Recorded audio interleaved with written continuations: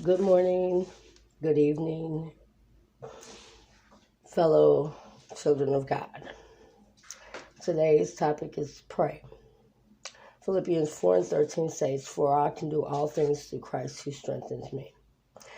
How a longing to please God brought me to where I turned my will over to God and allowed Him in His time and in His way, so I depend on Him instead of my own strength to overcome my sins. That He has already forgiven me before I was even born, a child born, or reborn again, and is bringing me to His glorious plans for me. In Jeremiah 29:11 it states, "For the plans He has for me are to prosper me and not to harm me, but to give me a hope and a future." I learned of this verse in jail and had a desire to go out and speak to others about who God is and how awesome He is to me and makes me feel. And will do the same for you and others if they will truly surrender their will and life to God. What does it look like to surrender to me? Well, it's failing, but to God is asking Him for help up from our failures. So I'm grateful for failures, so that I just ask Him to extend His invisible hand down to help me stand up after whatever brought me to my knees is gone. Because He listens and hears me crying over mistakes I have made. This is His plan, which brought me to be incarcerated. That was in 2004 and 3. So in this I'm saying that we all are going to make mistakes because we all fall short of His glory. And that's in His word. But we have to realize He allows those things to happen because He gave us free will. But He didn't say use our free will to make mistakes.